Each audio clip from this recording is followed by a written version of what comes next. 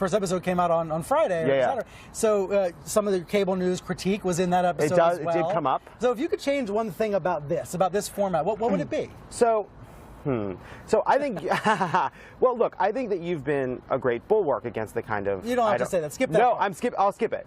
Look, here's an example. You go after Hannity on this show, right? You say he's intellectually dishonest, he doesn't care about the truth, he doesn't care about what his audience cares about, right? But then you turn on CNN, and Hannity's got a little beachhead on half the shows on this network. You turn it on, and there's a big, giant panel, and you have... mean Jeffrey Lord and Kayleigh McEnany Absolutely, and other Trump and you look at that giant panel, and it's smart person, smart person, smart person, stupid person. Smart person, smart person, smart person, bullshit Why factory. does it help you to insult Trump supporters like that? I'm not insulting the Trump supporters. You just call them stupid people. I'm not calling the Trump supporters stupid people. I'm calling the people that CNN puts on television are terrible representatives of the views of conservatives. They're terrible representatives of the kind of politics we should have. I mean, these are not intellectually honest people. These are people building a brand. These are people willing to say anything. And the same criticism you direct at Hannity, you could direct at the people that CNN puts on the air. I mean, I've said this before, but I think it's true. So often on CNN, there's a world-class journalist interviewing campaign rejects and ideologues and silly, craven people who do not care about informing people,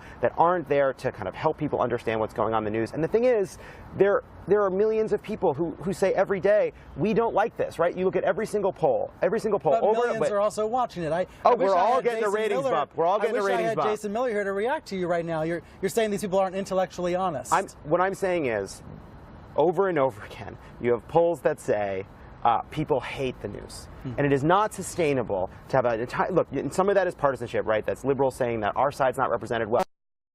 Conservatives saying our side's not represented well. But how is it sustainable that we all cannot stand the way the news comes at us, right? And not just the substance of it, but the way it's delivered. And I think what we have found with this company is that there's an appetite for something different, for something that's at times serious, but doesn't take itself seriously. Is it anything more, though, than preaching to the choir? Because the point of those bookings all across cable news is to have a variety of opinions. No, and I understand that. Look, we have conservative guests on, we've had Republican guests on, and we hear all the time from people that are either people that haven't been involved in politics before, or maybe thought they were more conservative, or they still are Republicans, but they like listening to us because, I think sometimes we probably we're biased all the time, but we're honest about our biases. We talk about what we care about. Biased all the time, but honest about it. That's what we're honest about our own biases, right? We're trying to have a no BS. I've said it once. I'm not sure if it's even allowed. A no bullshit conversation about politics. Like that's what we care about, and we welcome anyone. Conservatives to come be part. Nicole Wallace came on the other day. We want to have senators like Ben Sasse come on the show. But what we don't want is just to check a box, right? So often on these giant CNN panels, it's checking a box. Like here's the liberal, here's a conservative, here's the Trump conservative,